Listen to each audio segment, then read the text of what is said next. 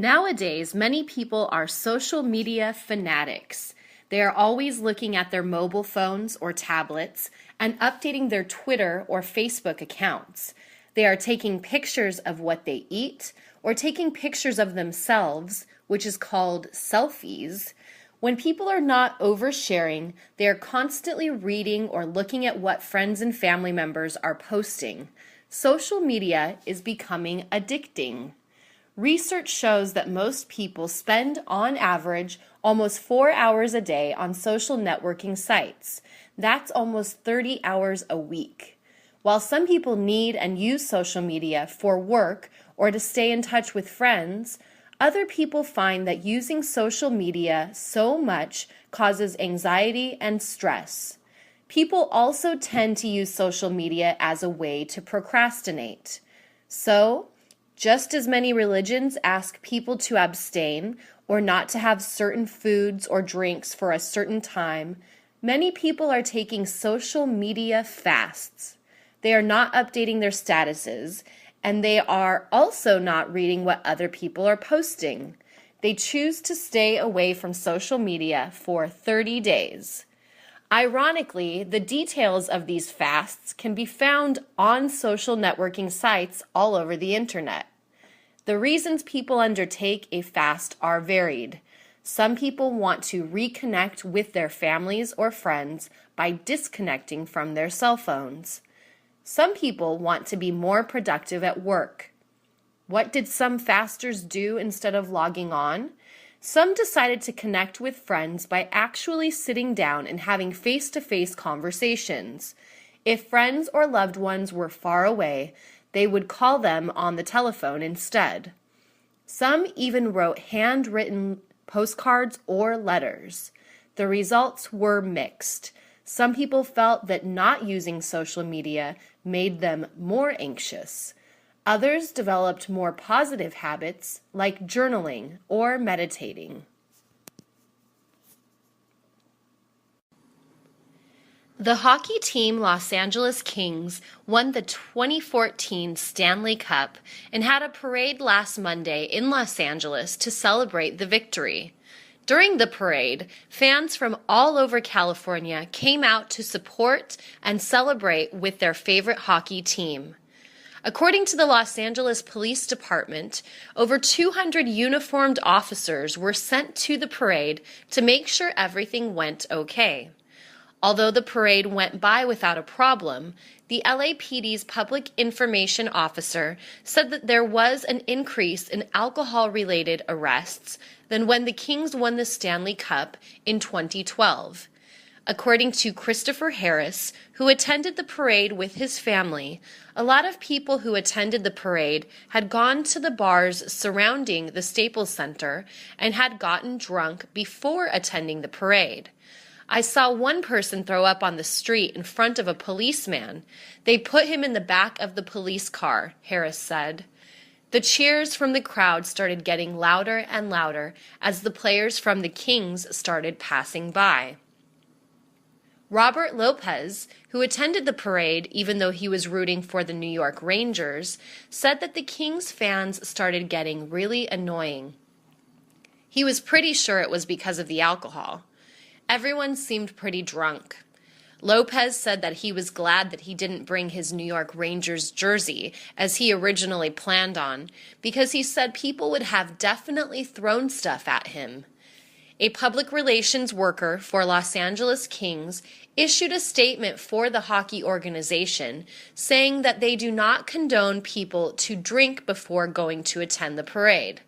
He went on to say that they took the precaution of having the parade start earlier than it did in 2012 so that people didn't have a chance to go get a drink. It seems as if it still failed. Susan grew up in Lincoln, Nebraska, the heartland of the USA. She remembers playing in the cornfields as a child and seeing miles and miles of land stretching out as far as she could see. One day, her aunt took her to see the 1997 movie Titanic, starring Leonardo DiCaprio and Kate Winslet. She marveled at the sight of the vast ocean. It was something she had never seen before. She remembers turning to her aunt to say, "I'm going on a ship like that one day, Auntie."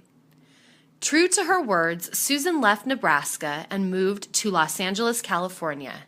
She wanted to live near the ocean and was delighted to discover the Queen Mary was permanently docked in Long Beach. The grand ship, which has the same size of the Titanic, is now a museum and tourist attraction. She didn't hesitate to book a tour of the ship. "This is wonderful," she thought to herself. Upon arriving on board, Susan was not disappointed. It was everything she hoped it would be. The ship was restored to its original state, which was very luxurious. The tour she took highlighted the ship's history and importance over the years. She ate at one of the 3 restaurants and stayed the night in the ship's hotel. The Queen Mary was built in the 1930s in Great Britain and enjoyed many years sailing across the Atlantic Ocean. It was host to many dignitaries such as Winston Churchill, the Duke and Duchess of Windsor, and many Hollywood celebrities. During World War II, the ship was assigned as a troop transport where it was used to transport up to 18,000 Allied soldiers per trip. After the war, it was restored to its original state and began its transatlantic travels. In 1967, the city of Long Beach purchased the aging ocean liner, and it has been a popular attraction for the city ever since. "It is living history," said Susan after her visit.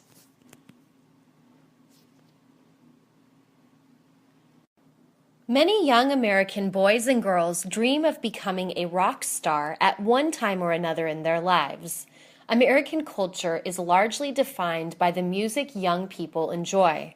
During the 1960s, music in the United States was greatly influenced by the social issues of the day. Many call the decade a revolutionary period in the country's history, and music was a big part of that revolution. When David was young, he was in love with the Beatles. The English band was possibly the most impactful group of the generation. It revolutionized music like no band or artist before them. Most young boys wanted to be Paul McCartney or John Lennon, the 2 founders of the band. Becoming rich and famous in America is one of the attractions of living in the U.S., and becoming a rock star is one way of achieving this. David knew this, so he got together with 3 of his friends and convinced them to form a band together. Many American rock and roll bands began their journey in someone's garage. One notable group to start this way was Van Halen. David and his friends were convinced they could become the next Beatles with a little luck and a lot of practice. The band practiced regularly over the years and soon became good enough to perform before some young audience, but they never hit the big time, unfortunately. The road to success in the music industry is not an easy one to travel, but that does not deter some American dreamers. David's philosophy was, "You never know what the future holds," and is engaged in the music industry to this day. A couple of his original band members are also in the industry, enjoying marginal success, and are still pursuing their dream.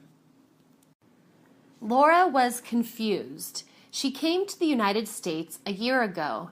She didn't understand the difference between Memorial Day and Veterans Day. She knew that both holidays had to do with remembering and honoring people who had fought in wars for the United States. She also knew that both days were national holidays. On both days, banks, schools, and the post offices were closed. On both holidays, stores offered special sales. On both holidays, people hung the American flag, and sometimes there were even fireworks. Laura had seen on television that on both days, the President of the United States made a speech and visited a cemetery, laying a wreath on the grave of a soldier. Laura decided to ask the mailman Brian what the difference was. She figured he would know since he had both days off from work. The next day, when Brian was dropping off Laura's mail, she asked him. Brian explained that Memorial Day is usually observed on the last Monday of May. This meant that it could be on a different date every year. Memorial Day is a day for remembering and honoring those in the military who died, especially if they died in a battle. Brian also told Laura that Memorial Day was also considered the unofficial start of summer. Many public beaches would open on Memorial Day. Veterans Day is a day set aside to thank and honor all people who served in the United States military. Brian explained that Veterans Day is also to remember those that are still alive. Brian told Laura that the date for Veterans Day never changes. It is always held on November 11, which was the date when World War I ended in 1918. Chris knew exactly where she was on January 28, 1986. As a matter of fact, nearly all Americans can recall what they were doing at the moment the Space Shuttle Challenger exploded. It is one of the most tragic moments in the history of the country, and it is one that will not be forgotten. Chris was working as a clerk at a clothing manufacturing plant in Commerce, California, which is about 3 miles from downtown Los Angeles. On that morning, she was filing some documents when one of her coworkers came through the door into a large work area that contained about 20 employees. "The shuttle just blew up," he shouted. Most employees were taken aback. They had no idea what he was talking about. Once again, he blurted out, "The space shuttle just blew up in Florida." Chris knew at that time something went very wrong. The Space Shuttle program began in the early 80s and continued to this day. The fleet consists of various shuttles that are designed to go into space, establish an orbit, and do a variety of tasks. It was heralded as a new era in space exploration. In the past, space exploration vehicles were used once and then discarded. The shuttle program revolutionized the way space travel was done. Chris couldn't believe her ears. Soon, almost all employees huddled around the lunchroom TV set, watching in horror the events taking place. It was a sad day for the United States, but it was also the beginning of a new era in space travel. The country rebounded from this disaster and restarted its program after a couple of years. There have been other accidents in the program, and most notably the Columbia, which disintegrated upon re-entry in February 2003. But the U.S. will not be deterred. Space travel is dangerous, but the spirit of the American people will not be contained. There was a march through the Boyle Heights neighborhood of Los Angeles. The march was sponsored by a coalition of local organizations and agencies.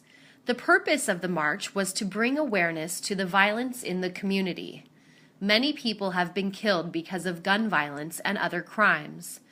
The march began at 9 a.m. on a busy corner. Many parents brought their children to the march. The crowd began to walk down the neighborhood sidewalks. Occasionally, the crowd would stop, and an organizer using a bullhorn would tell the story of a person who was killed. After the organizer told the story, there would be a prayer followed by a moment of silence. There were relatives of people who had been killed participating in the march. Some of these relatives would leave lit candles, balloons, or flowers in remembrance of the persons who died. One woman who died was found in the lake of Hollenbeck Park. Police suspect that her boyfriend killed her. She had a baby daughter. Her ex-husband participated in the march and asked that organizers include her in their prayers. The march continued for 20 blocks and ended at Wabash Park. While the march was somber, the mood inside the park was more celebratory. Different organizations had booths with information about local programs.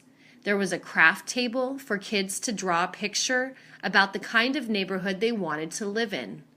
Different bands played between speakers, offering solutions to the neighborhood's problems. On the same day, there was another march at a nearby housing project. In the spring, 4 houses were firebombed. Police suspect the attacks were racially motivated. Organizers plan to hold the march again next year. They really hoped, though, that conditions in the neighborhood would improve so they wouldn't have to march. David's cell phone started vibrating in the middle of the night. He woke up right away and nervously reached to his nightstand. He always set his cell phone to vibrate and charged it next to his bed when he went to sleep. David looked at the time on his cell phone. It was 2 in the morning. The only time someone contacted him at that hour was when there was an emergency. He read the message on his cell phone. It was an emergency. The text message said that a little boy had been kidnapped near where David lived. The boy had been taken into an orange Honda Civic. The text message also gave the license plate number of the car. There was also a picture of the little boy and a written description of what the boy was wearing when he was kidnapped. The boy's name was Adam. David didn't feel like he could do anything at 2 o'clock in the morning. He went back to sleep. In the morning, however, he woke up thinking about the message and about the boy. David had never heard about an Amber Alert before. He decided to look it up on his computer. He learned that the Amber Alert system is an emergency broadcast system used to let people know when a child is abducted. It was named for a little girl named Amber Hagerman, who was kidnapped when riding her bike in Texas.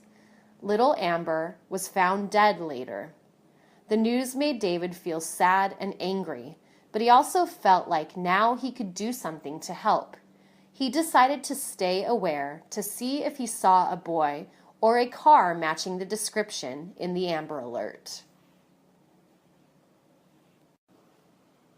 Ken and Anthony were childhood friends. They went to elementary and high school together. They went to college in different states, and then they lost touch. That was 20 years ago. One morning, Ken was reading the newspaper with his morning coffee. Inside, he saw an announcement for a poetry reading at a nearby bookstore. He was surprised to find that the featured poet was none other than his friend Anthony. Ken decided to see what his old pal was up to.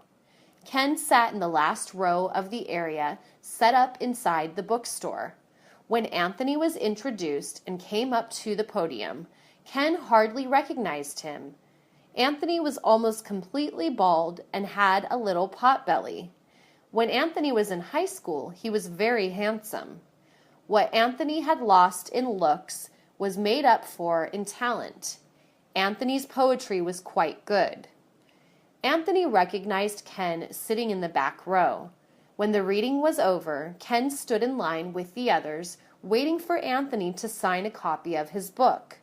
When it was Ken's turn, Anthony stood up and hugged his long-lost friend. Anthony invited Ken to stay until he had finished signing books. Ken did, and the two men grabbed a cup of coffee at a nearby cafe. Even though so many years had passed since the two had seen each other, both men had a lot in common. Both graduated from college with degrees in comparative literature. Both went to graduate school. Anthony got his Master's of Fine Art in Writing. Ken went to law school. Both men married Mexican women. Both men divorced. Both men also had sons that were only a year apart. Ken and Anthony decided not to lose touch again. They planned to meet once a month for breakfast on Saturdays. A great American tradition dating back to the birth of the country is the Boardgame Night. This is where 2 or more families get together at someone's home to have dinner and refreshments and then play games. This is an activity where almost anyone can play. Most board games can be played by children as young as 6 or 7 years old. It is fun for the kids to test their skills against their older brothers and sisters or their parents. One of the oldest and most popular board games is Monopoly. It is a game where all players start in the same place and roll dice to advance from square to square. Little Johnny wanted to join the game one night and asked his parents if he could play. "Please, Mommy, please let me play with you tonight," he pleaded. His mom thought about it for a while and said, "Okay, Johnny, tonight you can play." She really didn't think he was going to be able to play the game, but to her surprise, he was very good at it. The object of the game is to bankrupt your opponents and have most money at the end of the game. You buy properties with money collected by moving around the board. The more money you have in your bank, the more property you can buy.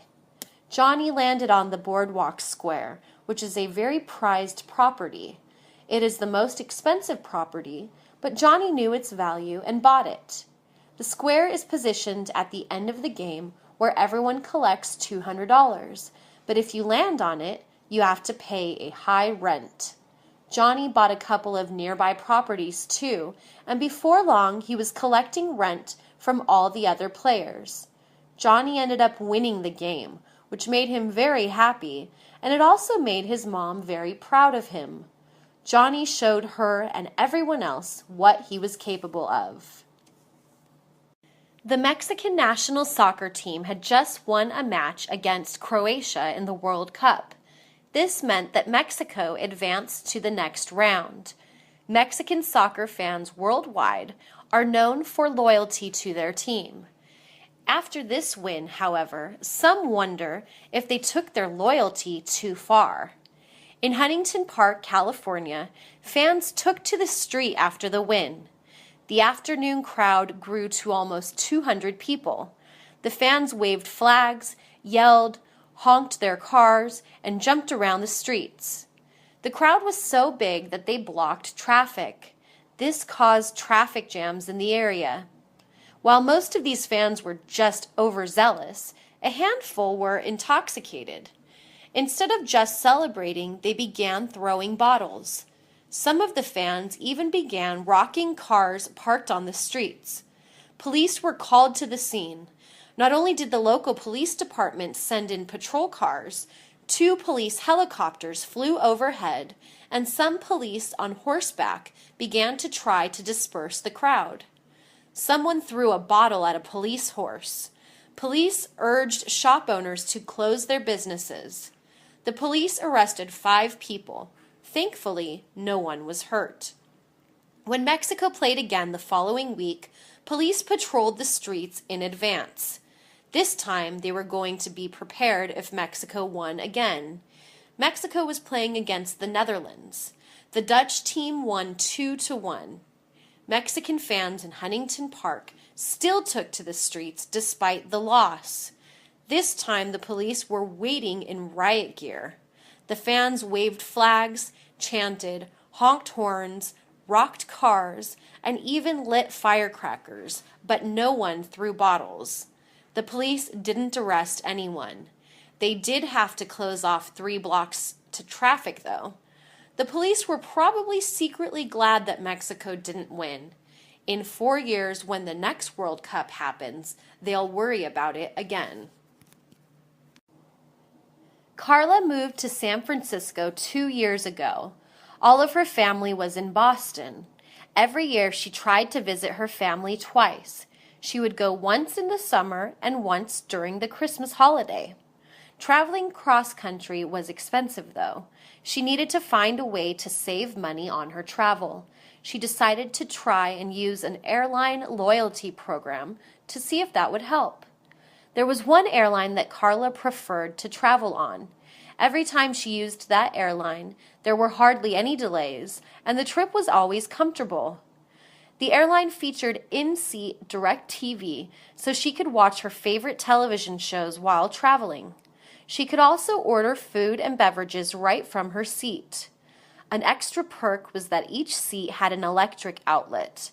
This made it easy for Carla to plug in her computer and do work on her trip. On her last trip, Carla decided to sign up for that airline's loyalty program. She would earn points for every trip she made. Those points could be used towards air travel. The airline worker informed Carla that she could earn even more points if she signed up for the airline-sponsored credit card. The card had a low interest rate and no annual fee. For every dollar Carla spent, she would earn 1 point to use towards travel. Carla signed up for the credit card. She had good credit, so she was approved. Carla used that credit card to pay for a round-trip ticket to Boston. After only one trip, Carla had earned enough points for a free one-way ticket. That saved her almost $500. It felt like traveling for free. Carla decided to stay loyal to this airline. Marie and Mark have been dating for 4 months. The relationship is moving fast. They already are talking about a future together, including moving in together. For Marie, this means moving her 2 children from a previous marriage as well. Marie's children call Mark Daddy. Mark and Marie see each other almost every day, and yet they have never actually met. Marie lives in the city of Terrace, and Mark lives in Houston. They began conversing with each other in an online chat room. How they see each other is through video chat programs like Skype. They are constantly texting one another and sending one another pictures. Marie asks her friend Bella for advice. Bella met her husband, Dan, on Twitter 4 years ago and moved from New York City to Los Angeles to be with him. It was different from Marie and Mark's situation, though. Bella and Dan had friends in common, even though they lived on opposite coasts of the United States. Bella also traveled to Los Angeles a number of times to decide if she really liked Dan and if she could live in another city. Dan and Bella traveled back and forth for over a year before deciding to move in with one another and make a life together. Bella, like Marie, has 2 children from a previous marriage. Bella's kids do not call Dan Daddy, though. Bella warns Marie not to get in too deep. She tells Marie that Mark needs to come and visit Los Angeles. Marie can also go to Houston. Bella feels that you really cannot be in a relationship with someone you only know through the computer. There have even been cases of people being tricked and not being who they say they are. Marie is infatuated, though. She and Mark have started talking about the kind of house they will buy together in Houston. It was the first week of June. Gabby just finished her 3rd year of high school in El Sereno. However, when she received her report card in the mail, she learned that she failed a semester of algebra. This meant she had to go to summer school. Gabby was glad she had the chance to make up the class. She can't move on to the next level in math if she doesn't pass algebra. Summer school isn't easy, though. Gabby has to master the material in 6 weeks instead of the 20 she had during the regular school year. Summer school also meant that Gabby would be stuck in a hot classroom while most of her friends were at the beach or local amusement parks. Her friends passed algebra, so they had most of June, July, and August free from schoolwork.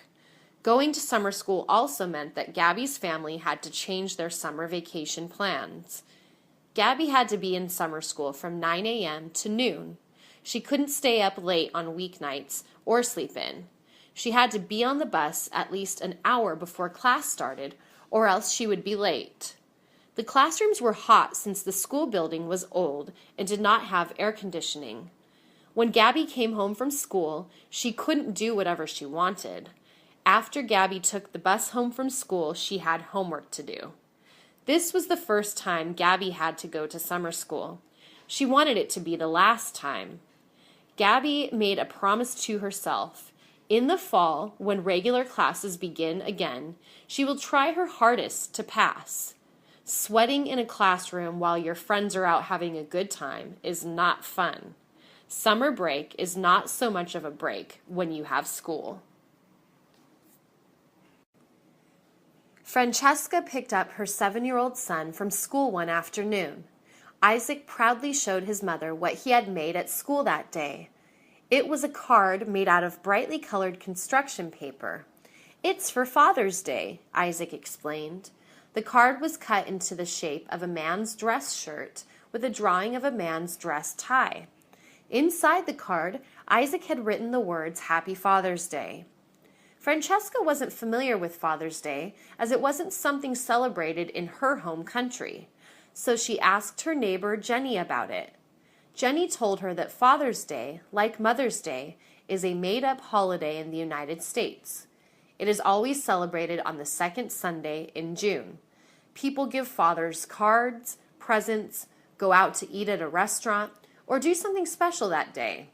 "It's a day to show gratitude to your father," Jenny explained. Francesca understood, but she also felt a little bad. While the Father's Day card Isaac made was nice, Isaac's father never wore a dress shirt or a tie. Isaac's father, Tim, wore a uniform to work. On his days off, he liked to dress casually and comfortably. The most dressed up he got was by wearing a polo shirt. Francesca had an idea. She went shopping the day before Father's Day to get her husband a surprise. On Father's Day morning, she and Isaac gave Tim a box wrapped up in nice paper. "Happy Father's Day," Francesca and Tim shouted. When Tim unwrapped the box, he laughed. Inside the box was the Father's Day card Isaac made in school. Also inside the box were a dress shirt and a tie. They were the same color as the card Isaac made. Tim, Francesca, and Isaac went next door to Jenny's house for a barbecue. Tim wore the dress shirt and tie. It was the morning after Julia's first Thanksgiving in the United States. The night before, she had a huge dinner with her friend Elizabeth's family. Before eating roast turkey, sweet potatoes, and cranberry sauce, each person at the table had to say something they were grateful for. Julia appreciated that she was able to participate in this holiday that recalls the Pilgrims' first harvest after arriving from England a long time ago. Julia's phone rang at 4 in the morning. It was Elizabeth. Elizabeth invited Julia to go shopping with her. "We are going to the stores so early?" Julia asked sleepily. Elizabeth explained that the day after Thanksgiving in the United States was called Black Friday. Stores, which held special sales, started very early. "It's the official start of the holiday shopping season," Elizabeth explained. Julia and Elizabeth were outside the local shopping center by 5 in the morning. Julia was surprised to see that not only were all the stores open, but they were crowded. Elizabeth told Julia that this was nothing. Some people camped outside the mall all night so that they could be among the first to enter and get extra special deals called doorbusters. Many times these doorbusters were electronic items at extremely reduced prices. Often only a small number of these items are made available. Sometimes they are only available to the first 100 people in line.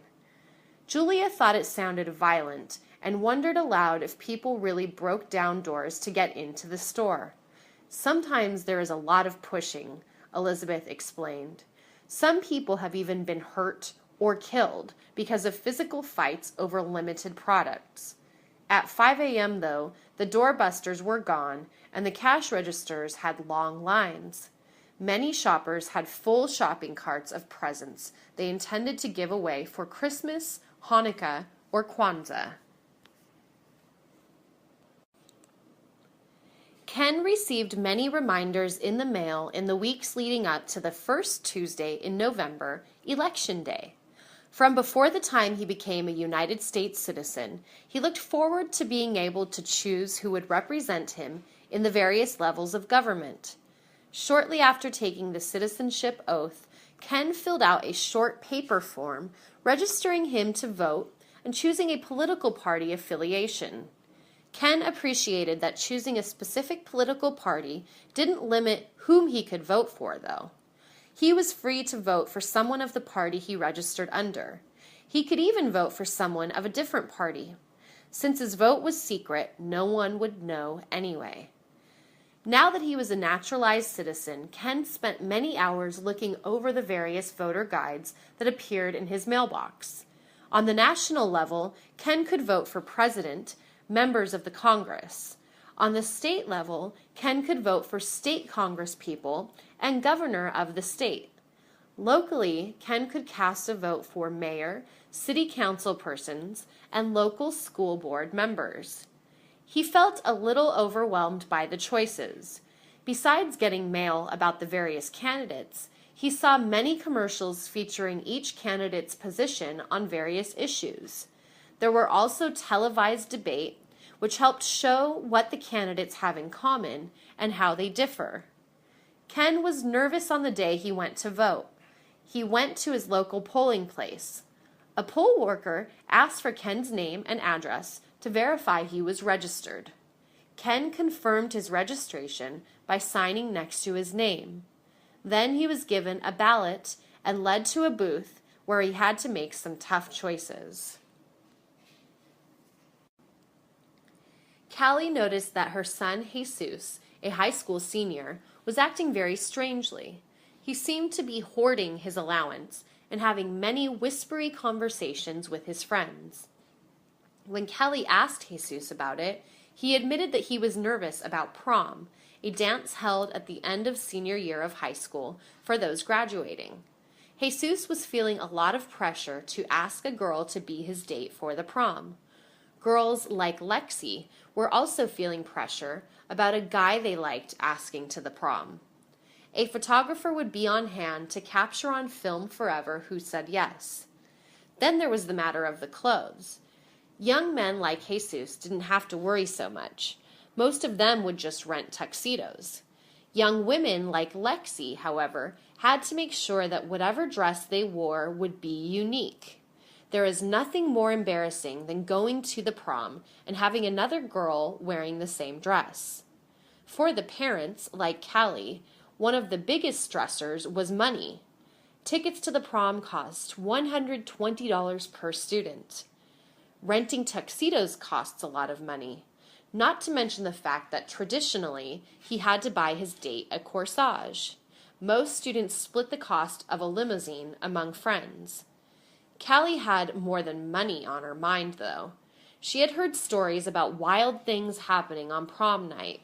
She worried about Jesus drinking alcohol, even though he was underage. Callie encouraged her son not to worry so much about finding a date. Maybe he could go to prom with a group of friends. That was what Jesus ended up doing. It was fine until it was time to be photographed. All of Jesus's friends split up into couples. Jesus posed alone. Meryl was a little embarrassed to admit it. She was 37 years old and didn't know how to drive. When she lived in Queens, it wasn't such a big deal. Everything that she needed was close by. The supermarket was 1 block away. She would take her shopping cart and get what she needed for the week easily. When she didn't feel like dragging the shopping cart, the supermarket even delivered for free. All she had to do was tip the driver. She would use that same shopping cart to take clothes to and from the laundromat, which was only a block away. While Meryl's job was not a block away, the subway station was. Every day she would walk the block to catch a 45-minute underground train ride to work. She repeated the journey in reverse to return home in the evenings. Alhambra sure was different, though. The walk from Meryl's house to the supermarket was nearly a mile. She didn't feel like walking that long a distance while pushing a shopping cart full of a week's worth of food. The laundromat was a mile in the other direction. She wasn't going to push her dirty clothes through that many streets. There were no trains nearby to take her to work, just buses. The buses always took a long time to come. For the first few weeks, Meryl was always late everywhere. Sometimes when she had an urgent appointment, Meryl would ask friends to give her a ride somewhere. Almost all of her friends had cars and knew how to drive. Most of them learned it when they were in high school. After a while, her friends were tired of giving Meryl rides everywhere. "You need to learn how to drive, Meryl," they told her. She knew they were right, but Meryl was scared. Emma's son Johnny had been bugging her about joining a sports team like all his friends. One day she took Johnny to the local recreational center where they were having tryouts for baseball. She found out about the tryouts from a banner she saw hanging outside the recreation center when she was driving by. Baseball seemed like the perfect sport for Johnny to learn to play, since it is nicknamed America's pastime. Emma took her son to the tryouts after school. "I'm sorry," one of the coaches told Emma. Johnny was too young to try out for baseball. Since he was 6 years old, he could try out for t-ball, though. T-ball is similar to baseball, except that there is no pitcher. Instead, the ball is placed on a stand called a tee because of its shape. This makes it easier for younger kids to hit. T-ball games are also shorter than regular baseball games. Regular baseball games last 9 innings. Emma couldn't imagine her son standing still for 9 minutes. T-ball sounded like a good way to introduce her son to the responsibilities of being on a sports team and the rules of baseball. Emma had to bring Johnny back on a different day to try out for t-ball. When she did, he was put on a team. After paying a fee, Johnny was given a uniform. Johnny looked at the back of his uniform. "Hey, look, Mom, I'm number 1, he said proudly. Once Johnny started playing, though, it was clear to Emma that he was not very good at baseball. He stuck with it, though, and his team ended the season in 4th place. There were only 4 teams in the T-ball league. "Can I play again next season?" Johnny asked his mom. "Yes, but see if you can get another number," she told him. I was 10 years old when we first got a computer. I didn't know what to do with it, so I just played video games on it. My brother was 6 years older than me, so he would use the computer to go into chat rooms. After we had had the computer for around a year, I noticed my brother would always be in the chat rooms. He would always have a private message open as well. It took me another year to realize that my brother was dating someone online. I always knew my brother's girlfriend was SnowBunny85 because he never told us officially that she was his girlfriend. I later found out her name was Lily. My brother always tried to be careful not to leave any pictures Lily sent him on the desktop of the computer, but sometimes he would. She looked pretty. I didn't understand why my brother wanted or felt that he needed to keep his relationship secret. A few years later, my brother told me that he had broken up with the girlfriend he had. I asked why, but he didn't want to talk about it. I found out what really happened one day while I was using the computer. My brother had saved his last conversation with Lily. It seemed that Lily had lied to my brother. They had met a couple of times in real life, and they seemed to have had a real relationship. The only problem was that Lily already had a husband. My brother was crushed to find out that she was married. On that day, I realized that an online relationship is risky. It's up to you to find someone that you can trust and hopefully isn't lying to you. I hope my brother realized that too. Friends make life easier, or at least they should. My best friend's name is Susan. I call her Susie. Susie and I would always hang out together. Just to clarify, my name is Michael. Yes, I am a boy, and Susan is a girl. Everyone that knew us always thought that we were in a relationship, but that wasn't the case. I loved Susie like a sister, and she loved me like a brother. Well, I used to think she did. It all started when Susie got a boyfriend. I was happy for her because she was sad and lonely. Those were her words, not mine. When she introduced me to Richard, her boyfriend, I tried my best to get along with him. Although I tried my best, Richard didn't seem to like me.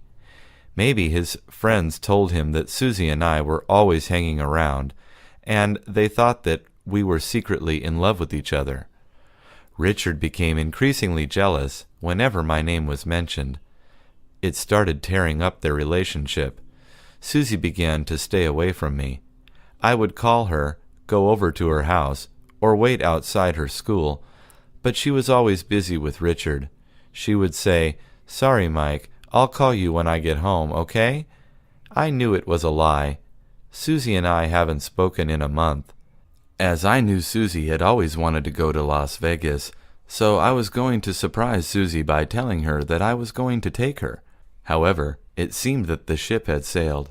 I heard Susie and Richard were going to Las Vegas for her birthday.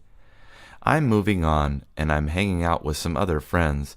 It's not the same, but I guess anyone who chooses a relationship over a friendship was never a good friend to begin with. Yet I find myself questioning, what are friends? It was a stupid mistake. Before I tell you about my mistake, I have to tell you about my father. My father, Joseph Thomas, was a big name in the music business.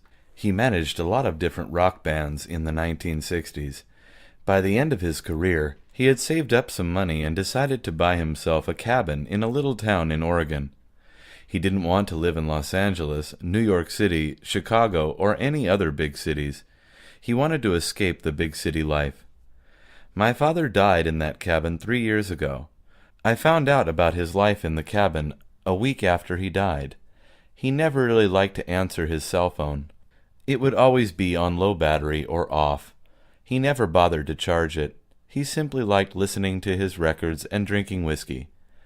During his time in the music industry, my father had collected various objects. He had different items from different artists. He had one of Jimi Hendrix's guitars, and a medallion that Janis Joplin had given him. Did I know this? No, I didn't. My dad always kept to himself. He was out on the road a lot, and he never really cared about keeping in touch with his kids. So, when he died, I figured all of his stuff at the cabin would be garbage. I told the town's sheriff to throw everything out. I also told him to send me the paperwork for the cabin. I read about the discovery they made in my father's cabin. I couldn't believe it. Hendrix's guitar sold for over $1 million, and so did the medallion. As I had already asked the sheriff to throw out everything as garbage, I wasn't entitled to anything, which probably made my father happy. My first road trip was horrible. When I turned 24 years old, my father lent me his car to go from Los Angeles to Chicago.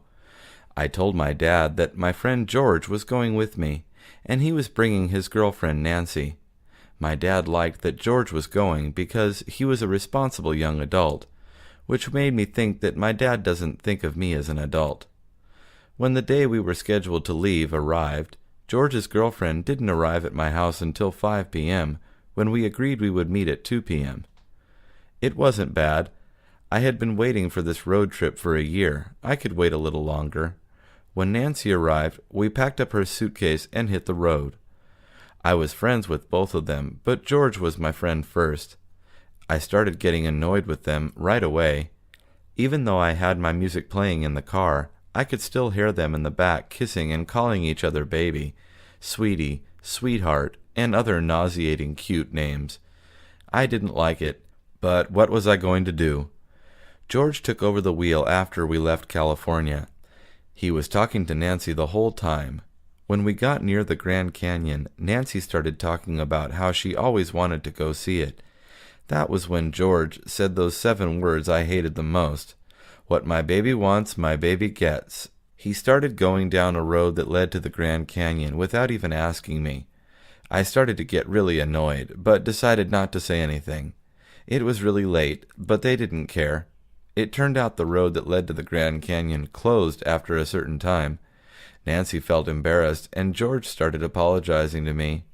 After we got back on the highway, I drove all the way to Chicago. George knew that I was bugged, so he tried to keep me company. He even told Nancy to sit in the back, which she did. It was a horrible drive. I couldn't believe I had to drive all the way back to Los Angeles with them. One of the most important lessons you should learn is, when you drink, you shouldn't drive. I learned this the hard way. Last year, I got a DUI, which means driving under the influence. If you get pulled over and you smell like alcohol, the police will ask you to take a breathalyzer test. When you do the test, You have to blow really hard into a machine, which will then tell you if you are over the limit to drive a vehicle. The limit is usually 0.08 blood alcohol volume, so if you pass that, you are going to jail. Even though you won't go to jail for a long time, you will be suffering the consequences of your mistake for a long time. Here is a list of things that you will have to do if you get a DUI. Go to court, go to alcohol education classes, go to Alcoholics Anonymous, pay a lot of money in fines. If you don't want to pay, you will have to do community service. I got my DUI almost 2 years ago, and I am still suffering the consequences. I still have 56 hours for community service. I have to update my insurance policy and deal with the Department of Motor Vehicles. You waste a lot of time and money. It gets difficult to get a job because you have to let your future employer know that you have been arrested. It's not worth it. If you are thinking about going out to celebrate and party with friends and family, do one of the following. Get a designated driver, take the bus or train, or call a cab. It may cost you a little bit of money, but compared to how much money you will lose if you get a DUI, it's nothing. Don't drink and drive. When a movie is going to premiere, the theater will usually show the film during a midnight screening. Anthony Baker and his girlfriend Linda Moore love going to see new movies at midnight. A lot of people usually show up early and make a line. Anthony likes going to stand in line and talk to different people that are in line. Anthony told Linda about the new movie that was coming out. Linda went online to buy the tickets. She wanted to make sure that they would get tickets. Linda got an email from the theater. It said that she could pick up the tickets at the theater. Anthony took Linda out to eat before they went to the theater to wait in line. Anthony was excited because the movie they were going to see was the sequel to one of Anthony's favorite movies. When they got to the theater, Anthony and Linda went to the back of the line and started talking to the people in the back. They all seemed friendly, and some of them actually knew Anthony and Linda. After about an hour of waiting in line, the theater started letting people in. Anthony hugged Linda and started jumping up and down. Linda loved going to the theater with Anthony. He seemed like a little kid when he was there. It always put a smile on Linda's face. When they got inside, Anthony and Linda found their seats. They noticed everyone in the theater started singing a song that came out in the first movie. So Anthony got up and started clapping and singing along. Linda looked up at Anthony and thought to herself, "It's a whole different experience seeing a midnight screening." Some of the most popular places to visit during summer are the beaches. Kenneth Green loved going to beaches. He lived close to Venice Beach and could walk to the beach in 30 minutes. He could smell the ocean whenever he woke up. Kenneth and his friends decided to go to the beach the first day of summer, and when they got there they found it was filled with tourists and people trying to escape the heat. Even though the beach was filled with people, Kenneth didn't care. He knew all the cool places to go. He was friends with some shop owners. He was also friends with the owners of a little Mexican restaurant. He had a little booth reserved for him during the summer so that whenever he got hungry, he didn't have to wait for a table. The owners were family friends of Kenneth, and they loved having him around. Kenneth didn't like to abuse their relationship, so he only went to the restaurant once or twice a week, and he always left good tips. There are a lot of activities to do at the beach. People can go swimming, rent a bike, play volleyball, or shop around. Kenneth is always careful when he is around volleyball nets and people bicycling. Last year he was walking by the volleyball nets when a large man jumped up to hit the ball, which ended up hitting Kenneth right in the head. The man ran to Kenneth to make sure he was okay. He was okay, but a bit dizzy. As Kenneth was trying to get his balance back, he walked right into the path of a bicycle. He crashed into a woman riding a bicycle, and they both fell down. It wasn't Kenneth's favorite summer. I had the worst birthday of my life last year. It all started when my sister Donna invited my ex-girlfriend Jennifer. For some reason, Donna and Jennifer started getting along after we broke up. How convenient, I told Jennifer. Donna was trying to make my life hell. I guess that's her job as the older sister. She was 20 years old, while I turned 17 years old last year. My mother had worked very hard to keep the party they were going to throw for me a secret. It didn't work, because Donna had a big mouth, but I was trying to keep up with the secret for my mother's sake. My dad got home from work and told my mom to get the kids so we could all go out for dinner. We showed up at my favorite restaurant, which was a private room in the back for parties. Everything went downhill as soon as I opened the door. My other ex-girlfriend, Sarah, was there, because she wanted to try to fix our relationship. I'll never forget the look on Donna's eyes. She looked like she saw a ghost. Donna grabbed Jennifer and told her to go outside. Jennifer and Sarah never got along. It might have something to do with me, but I'm not sure. Jennifer hadn't seen Sarah because Donna took Jennifer outside before she had the chance. I took Sarah by the hand and asked her who had invited her.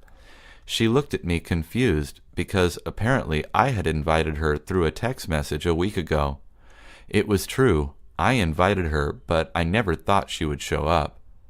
When Jennifer finally came into the room, she saw Sarah and became very angry. She looked at me and started yelling at me. "Why is she here, Jason?" asked Jennifer. I looked at her equally angry and said, "What are you talking about? What are you doing here?" Jennifer started yelling at Sarah, and Sarah started yelling at Jennifer. They got so angry that they started fighting, which eventually got us kicked out of the restaurant. My mother was crushed when she got home. Donna got grounded for a month. That was one horrible birthday. Let me tell you about my family. They are embarrassing, to say the least. The first time I brought a boy home to meet my parents, they asked him countless questions that no parent should ask. When did you lose your virginity? Do you believe in Jesus Christ? How many sexual partners have you had? Safe to say, that boy I brought home stopped talking to me after he met my parents. I stayed single throughout my time at high school. It was not that I didn't like anyone, or that no one liked me. It was that my parents had a rule. They had to approve of whoever I would be dating. Sometimes I thought they had that rule specifically to embarrass me.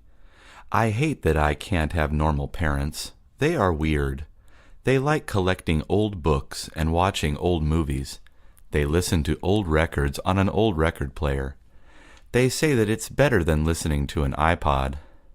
I always let them know that at least I can listen to my iPod when I go out. The last day of high school had passed, and I didn't know what I wanted to do. I decided to take a year off and work. My parents didn't like it, but it was my decision to make. I got a job at a little restaurant called Baker's Cabin. It was a nice restaurant where people could sit down and have a good steak dinner at a reasonable price. I liked working there. However, what I liked most was the bartender, Paul. He had barely turned 21 and was already working behind the bar. We started talking. I think he really likes me, but I don't want things to get awkward when he meets my parents. One day, my friend Susan told Paul that the only way he could date me was to meet my parents. Paul went over that night with some records his dad had given him and offered them to my parents. They went nuts and invited him in. They started asking him questions, but not about his sex life or religious beliefs. The questions were all about music. They really liked him, and they were actually acting normal. I think Paul is the guy for me. I got out of school at 7 p.m. and didn't have anything to do, so I started walking home. I lived an hour away from my school, so I got home around 8 p.m. When I opened the door to go inside, I saw my brother, my mom, and my brother's girlfriend all sitting down on the couch. My brother Jeff was sitting with his girlfriend Betty. I walked in slowly. I looked at my mom, who had tears in her eyes. It was very tense. I turned to Jeff. "She's pregnant," Jeff said. Jeff and his girlfriend started laughing and said, "Yes, I started jumping up and down with joy. I always wanted to be an uncle. My first reaction was to start screaming, "It wasn't me! It wasn't me!" I started screaming that because my parents always thought I was going to be the first one to give them a grandchild. They certainly didn't think Jeff was going to do it. I gave them each a hug and wished them luck. After 8.5 months had passed, Betty gave birth to a beautiful baby boy. My family and I were as happy as we could be. They named the baby Mark. Mark was the name of my father, who passed away a year ago. My brother said that he looked like my dad, so he decided to give him the name in honor of my dad. We all gathered at the hospital and started laughing, talking. We each took turns carrying the baby. It was the happiest moment in our family's history. We only wished that my father would have been a part of it. Jeff looked at baby Mark. He told me that my father's spirit was here. He would always be there to look over and take care of Mark. I smiled and gave him a hug. William Moore didn't trust the idea of marriage. He came from a broken family. His mother and father divorced when he was only 10 years old. Both of his 2 brothers had been married twice. Each marriage ended in divorce. Marriage is the end, William always said. His view on marriage always got in the way of his relationships. He would go out on dates with women who would always be looking for something serious. William wasn't looking for that. He wanted someone to have fun with, and that was all. William hadn't found someone he felt strongly about in a long time. The last time he truly felt something for a girl was during his last year of college. Her name was Linda. Linda was in William's math class, and she always helped William with his homework. They started hanging out after school and going on dates every week. When William told Linda about his views on marriage, she didn't get scared. In fact, she liked the idea. It's a lot of pressure. A lot of guys think that women just want marriage, you know? I don't. At least not right now, Linda said. William decided to give Linda a chance. He liked her. They had the same view on marriage. Yet, during the final month of school, Linda got an email that changed her life. She got a chance to go study in Europe. William didn't want Linda to go. Linda said that it was a once-in-a-lifetime opportunity. William even thought about proposing to Linda to see if she would stay, but he knew that she would not change her mind. He let her go. It made William sad. He didn't know if he wanted marriage, but he really wanted to have someone there for him. My last class of the day was my physical education class. I always hated it. For the past 3 years, people had found ways to embarrass me. Things weren't so bad at first. A basketball hit me in the head when I was talking to a girl. I was trying to climb the big rope in the gym and fell down in front of everyone, who started laughing. However, the worst thing was yet to happen. At the end of the year, we always have a test to see how we have improved. We have to run a mile. The whole class does this at the same time. I wasn't the fastest runner, but I knew I could get a good score for this test. For this activity, we have to go into the locker room and change into our uniform. I left my uniform in my locker the other day since it was clean. When I opened my locker, I saw a note saying, "Buy a new uniform, loser." Someone had broken into my locker and took my clothes. I told the teacher, who went into his office and gave me an old uniform that had been left behind.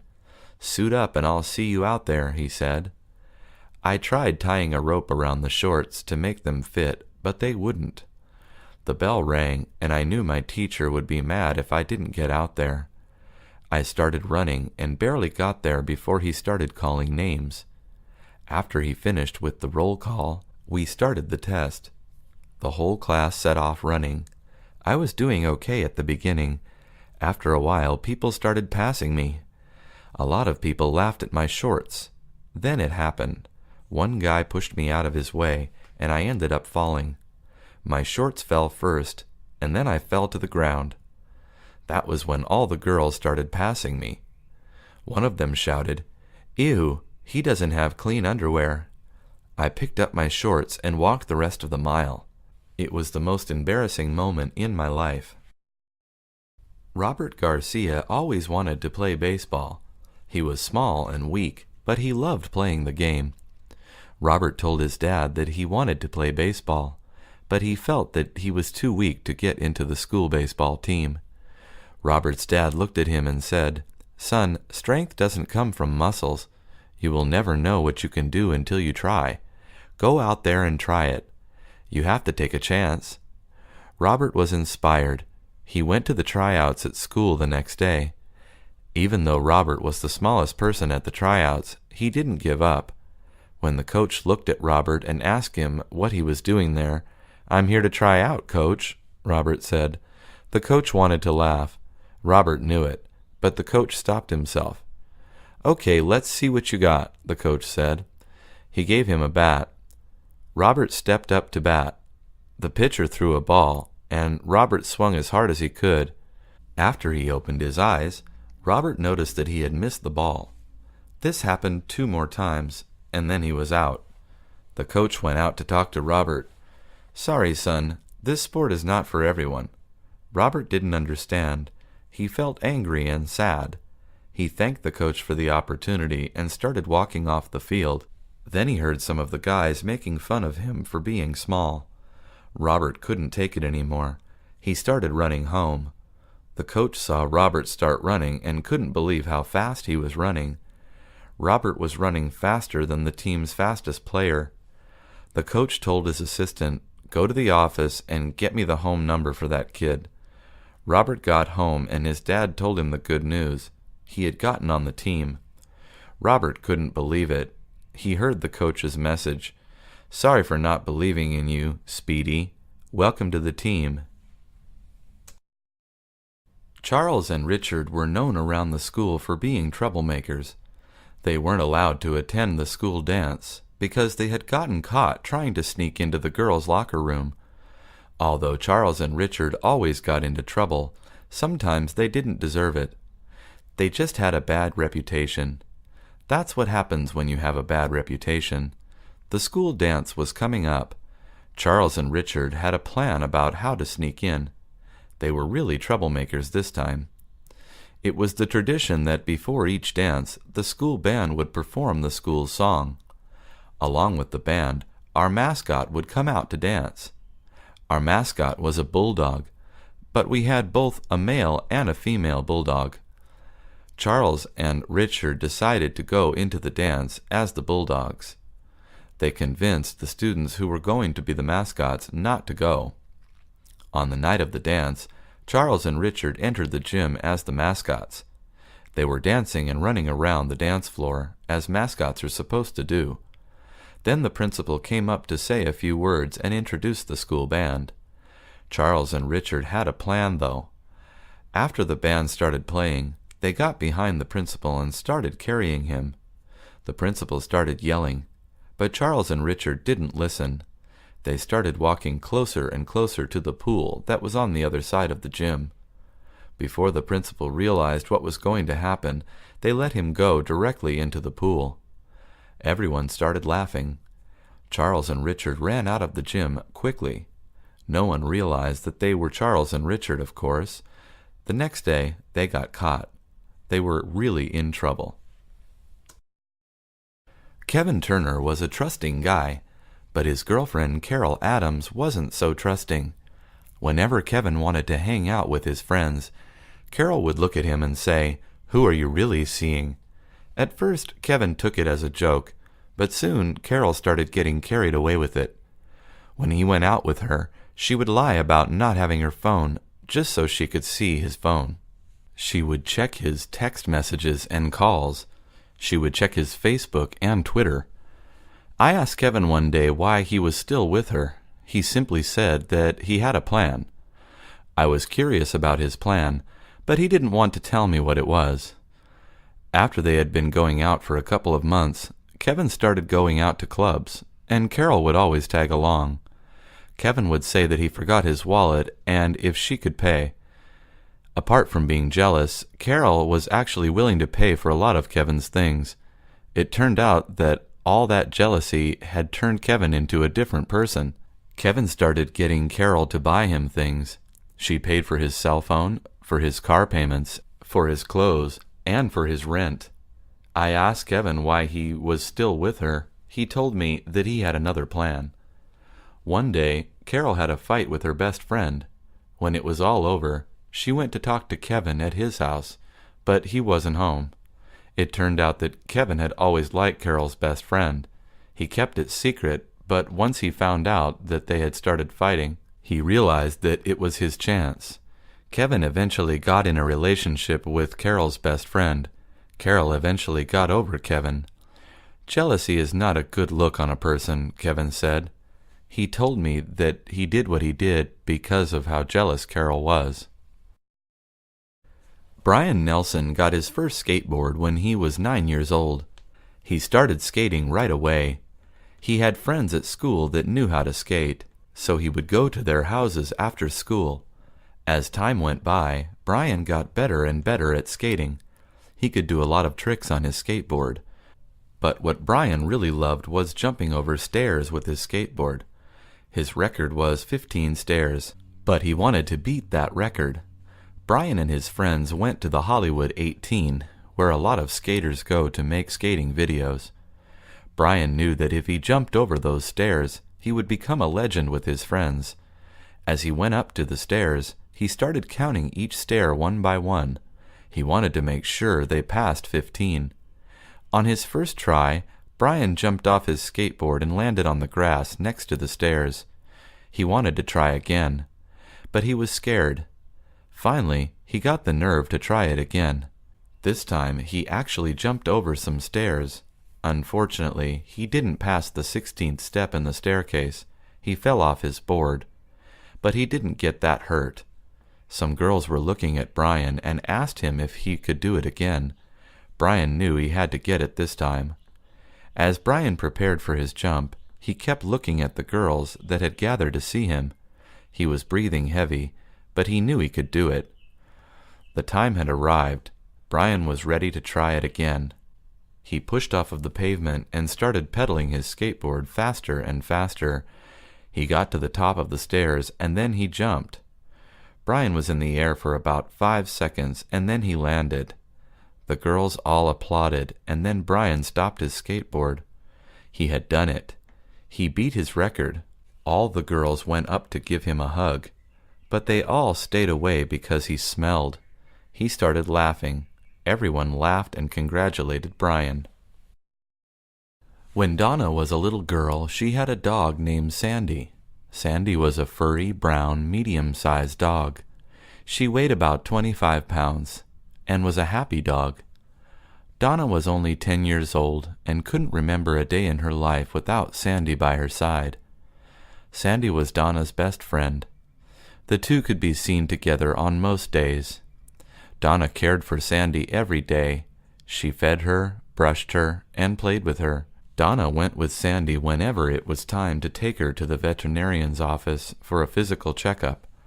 Donna always wanted to be with her furry friend on those occasions because she didn't want Sandy to feel alone and afraid. Donna was also responsible for cleaning up after Sandy, which meant picking up her poop. Donna didn't mind, though. She loved Sandy. One day, Donna and Sandy were coming home from the park. They were walking down the street near their home when Donna let Sandy off her leash. Donna knew she wasn't supposed to let her off the leash, but she always did when they were just a few houses away. Sandy would run into the yard yelping and howling while waiting for Donna to get home. This day was different, though. Sandy saw a cat across the street and started running after the cat just as Donna's neighbor was driving home. Sandy was hit and killed by the speeding car as Donna screamed in shock. "No!" yelled Donna, but it was too late. Sandy was gone. Donna was very sad. She blamed herself for Sandy's tragic death, but her mom told her that Sandy was happy in heaven now. Donna held a little service for her doggie and buried her in the backyard so that Sandy would always be near her. Donna knew they would be together again. One of the favorite American holidays is Christmas. The holiday has a special meaning to most Americans today. It is an official government holiday celebrated on December 25th. Most Americans get both Christmas Day and Christmas Eve off from their jobs so that they can spend time with their families. Many people are busy buying gifts for their loved ones in preparation for the big day. Christmas Day is the time when families open presents that they have given each other. The presents are wrapped in beautiful paper and usually include a colorful bow with a tag with a person's name on it. These presents are placed under a tree that is brought into their home and decorated with bright ornaments by the entire family. When Michelle was a little girl, she loved helping her mom and dad decorate the Christmas tree. It all began by going to a Christmas tree lot, where vendors sold freshly cut trees to the public. Families can walk through the lots to pick the tree that is right for them. Michelle loved going to shop for a tree because of the sweet aroma that would come from the trees. "I like this one, Daddy," Michelle said. "It's perfect," her dad agreed, and bought the tree. It was just the right size, with full green branches. Once the tree was brought home, Michelle helped her mother place the tree in the right spot and began decorating it. Her brothers and sister would help too. This was always a great family tradition. They put a string of flickering lights around the tree, along with pretty ornaments of different kinds. Each family member got to place their own special ornament on the tree right where they wanted to. The colors blue, green, yellow, and red would blink on and off, and would shine brightly, reflecting off the ornaments. As the family stood and viewed the decorated tree, all were smiling. Michelle turned to her father and said, "Thank you, Daddy." Stephen Baker loves his car. He owns a beautiful 1977 Chevrolet Corvette that he bought many years ago.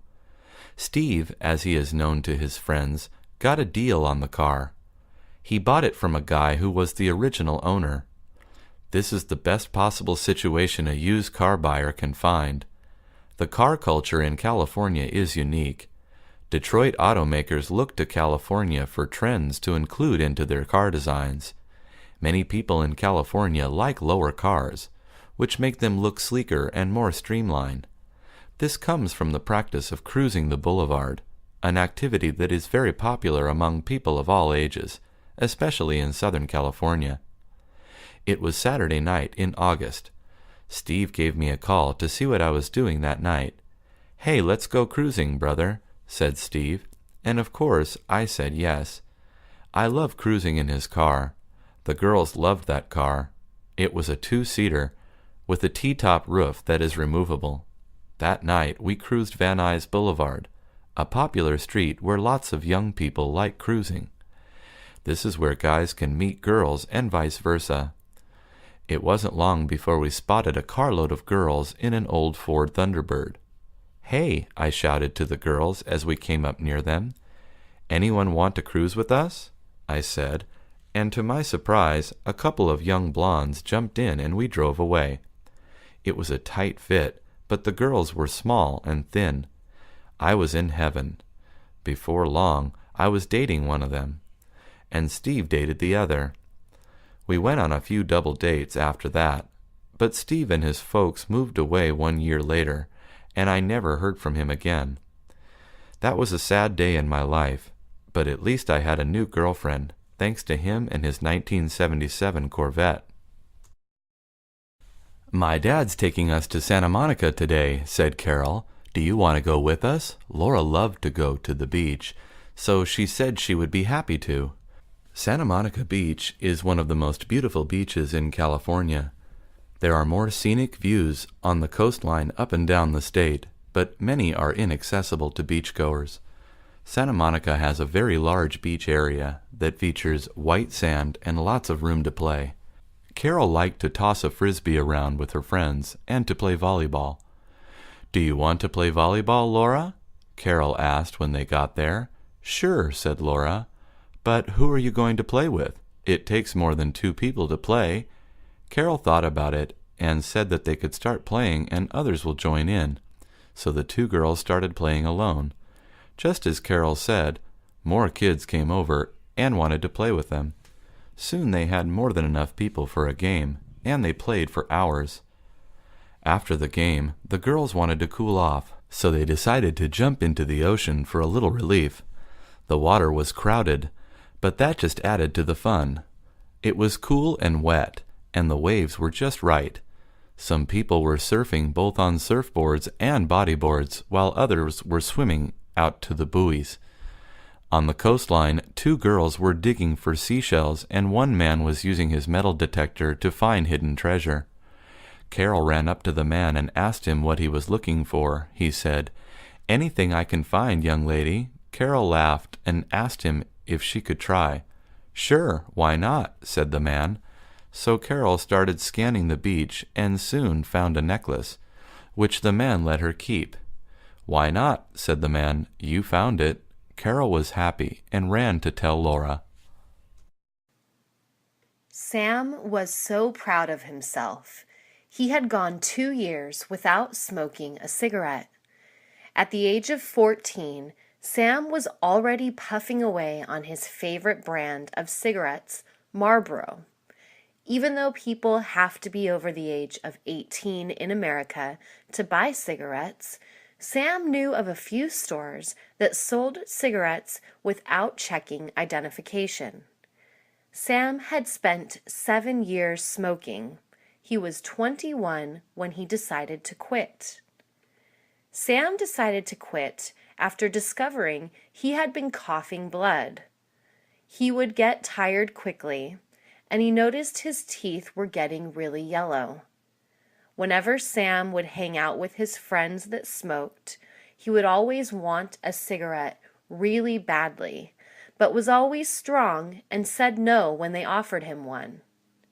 Before Sam quit, he would go through a pack of cigarettes a week. The pack of cigarettes usually cost him $5.25. As a way to encourage himself to stop smoking, Sam decided to save his money every week. After 2 years, Sam took out all his money he had saved from not smoking and saw that he had saved $504. He decided to buy a bicycle so he could ride it for fun and for exercise. As he started riding his bike more frequently, he noticed that he didn't think about smoking anymore.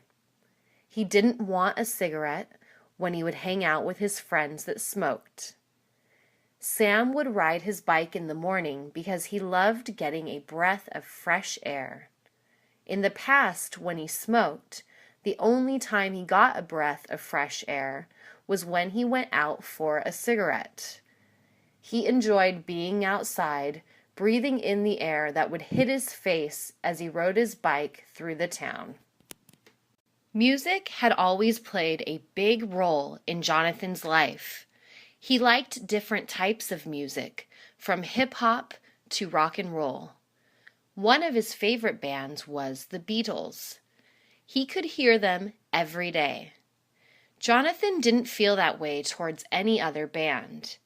He had all of their albums, and he knew all the lyrics to their songs. One day, Jonathan and his girlfriend Sarah went for a ride in Jonathan's car. Sarah was excited to show Jonathan a new band she had heard about. Sarah brought the CD and played it for Jonathan as they drove around town. The first song was called 40-Day Dream, and the band's name was Edward Sharpe and the Magnetic Zeros. Jonathan didn't think much of them at first, maybe because he was driving, but after they stopped driving, he had the song stuck in his head. Jonathan decided to look for their albums. They had 3 out, so Jonathan decided to buy them all. During a rainy day, Jonathan invited Sarah to his house, and they listened to all 3 of their albums. Jonathan loved the band. He loved how they sounded like bands from the past. He loved how they reminded him of the Beatles. When he and Sarah were listening to the third album, the song If I Were Free came on. Jonathan jumped off his bed and started dancing alone. Sarah looked at him, smiled, and laughed. Jonathan started clapping, and then he started singing. The light became too heavy, and I fell into a dream, he sang. He fell next to Sarah, looked at her, and said, I feel like I'm in a dream when I listen to this band. Thank you for introducing me to them. The night was calm in Los Angeles, although the wind was particularly chilly. Frank had gotten out of work in downtown Los Angeles around 11 p.m. He got his sweater, put his headphones on to listen to music, and put his backpack on. Frank liked taking his backpack to work because he could take a change of clothes to work so that he didn't have to wear his uniform after he got out. In order to get to his house, Frank had to take a bus and a train, but he didn't mind because he could listen to music. After getting off the train, Frank got something to eat at a little restaurant that stayed open late and served hamburgers. After eating, Frank still had to walk for 30 minutes. While Frank was walking through a small street with a lot of homes, he noticed there was a car behind him, following him slowly. He looked back and noticed it was a police car. He didn't mind because he wasn't doing anything illegal, so he kept walking. As Frank was about to get home, the police car turned on the lights and drove directly to where Frank was at. They stopped and got out of the car. The two police officers surrounded Frank. Frank was used to this and put his hands in the air. The police officers told him to put his hands on the hood, which he did. As Frank was being searched, he asked the police officers why he was being searched. They ignored him and asked him questions. Do you have anything illegal on you? Have you been arrested before? Do you have a weapon? Frank answered no to all of their questions. They put Frank in the back of the police car. Frank asked again why he was being searched. One officer said, "Because you are walking around the neighborhood with a hooded sweatshirt." Frank had done nothing wrong, so the police let him go after searching his backpack. Jacqueline and her family were sleeping in their home. Their dog Scruffy was asleep next to Jacqueline. It was 4:36 a.m. and the night was quiet. There were no cars passing in the street. No noise could be heard. It was like everything was still. Jacqueline always put a cup with water next to her bed so that if she got thirsty during the night, she didn't have to walk all the way to the kitchen. That was when it happened. The furniture started shaking, and the cup of water fell to the floor. Scruffy started barking, and it woke up Jacqueline. She looked around and saw that all her stuff was shaking. She started screaming. Soon after, her father came in and told her to come out quick. It was an earthquake. Jacqueline was so scared and couldn't move. Her father went in and picked her up. He took her outside where Jacqueline's mother and brother were at already. Jacqueline and her brother were crying. They didn't understand what was happening. Luckily, Jacqueline's mother had prepared an emergency kit and had it outside. She looked for the key, which was hidden inside a fake rock, and unlocked the box. She pulled out blankets to keep her children warm. Jacqueline looked at her mother and took the blanket. She then saw her dad take a flashlight from the box. He used the flashlight to see if the house had any damage. The father knew the house was not safe, so they stayed up until someone could examine the house. The children didn't have school due to the earthquake, so they spent the day with their parents. Jacqueline was so proud of her parents because they knew what to do during this disaster. She talked to her friends, and they weren't so lucky. Jacqueline went up to her mother and father and hugged them because she knew she felt the protection of her parents. Albert had been playing the guitar almost all his life. His first guitar was given to him by his father. It was a Fender Stratocaster, and Albert absolutely loved it.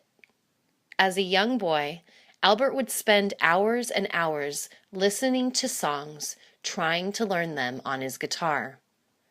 As he grew older, he didn't play the guitar as much. He met a girl and they started dating. Eventually, they had a son.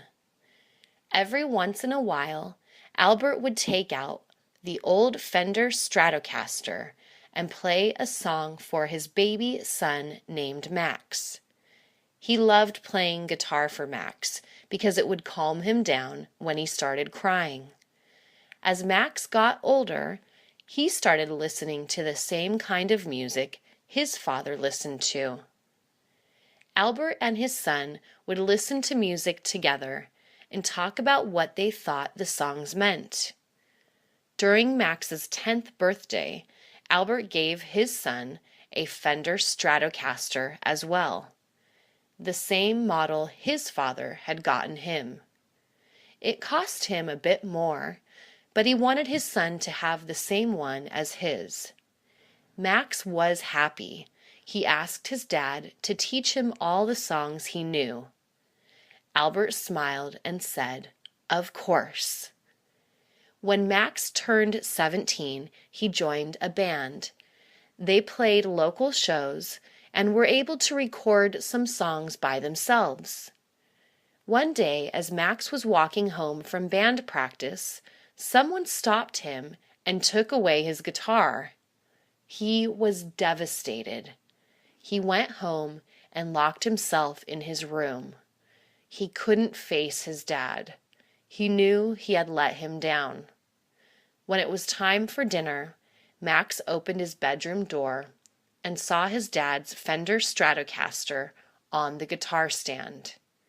There was a letter and a set of keys on the guitar.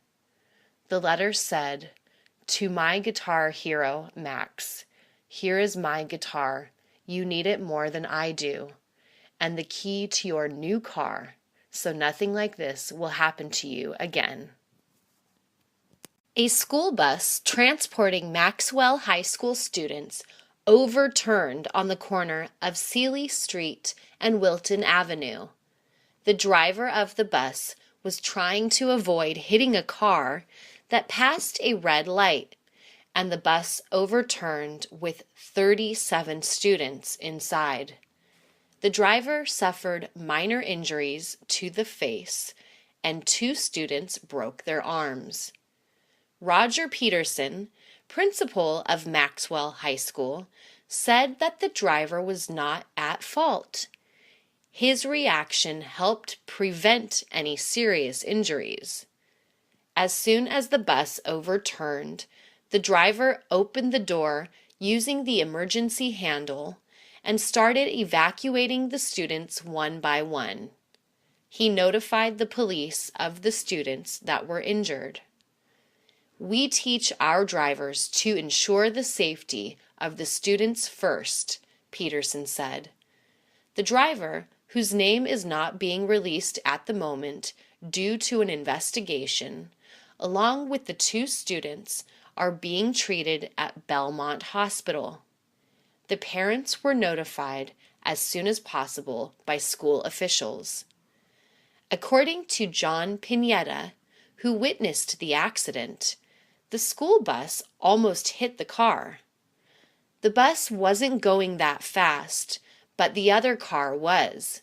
If the bus had hit the car, those people inside would surely have been seriously injured or worse, Pineta said. Pineta also said that the driver of the school bus took precaution to turn where people weren't walking. If he were to have made a right rather than a left, he would have definitely hit people that were crossing the street.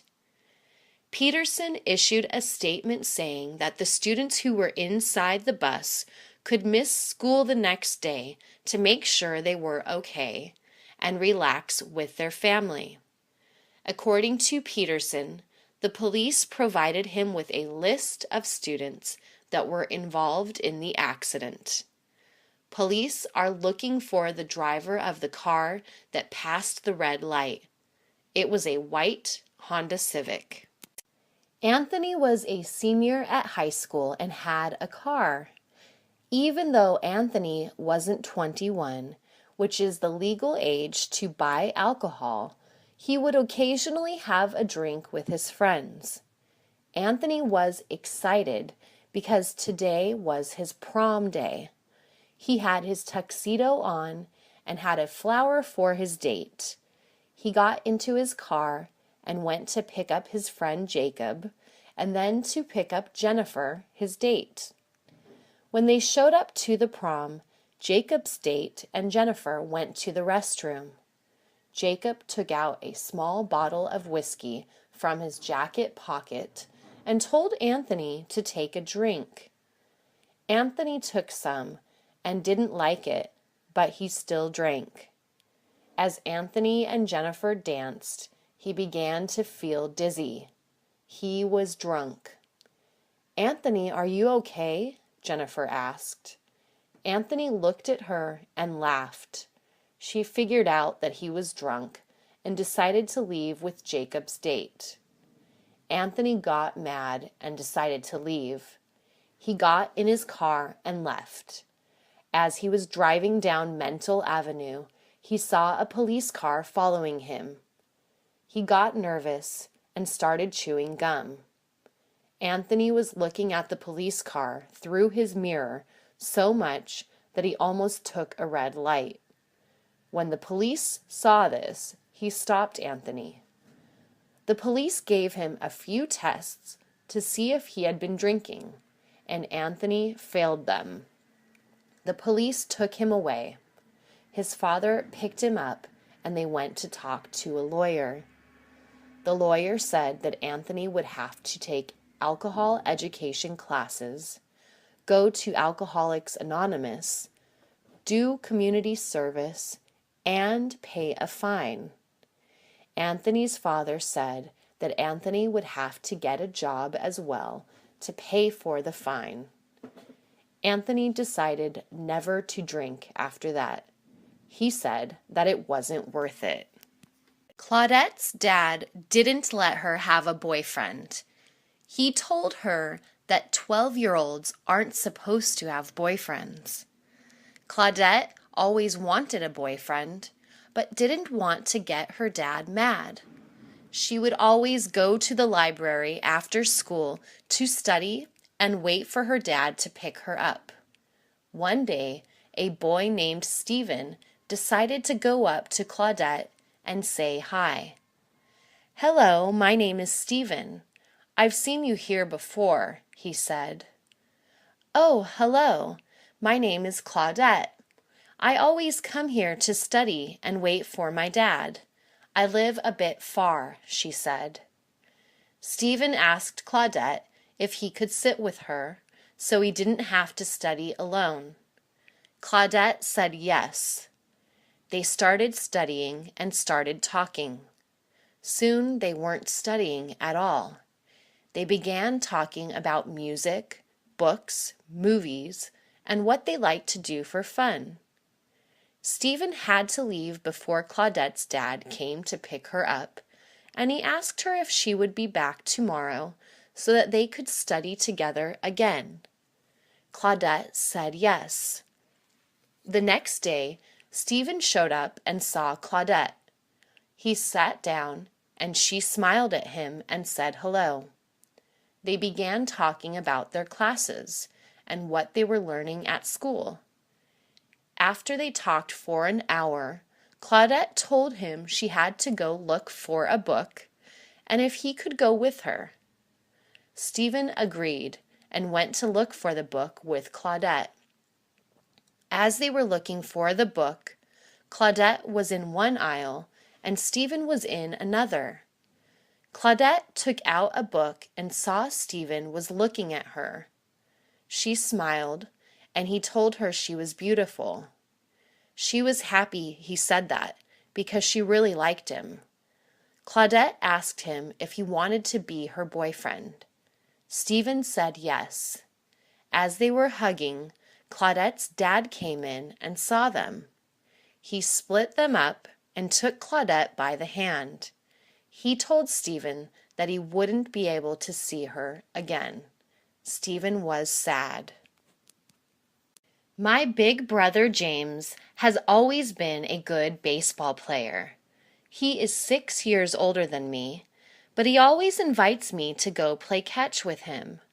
It's one of my favorite things to do. We live next to a park. Whenever we get bored, we just cross the street and start throwing the ball around. The last time we went to the park, we were playing catch and also hitting some baseballs with our bats.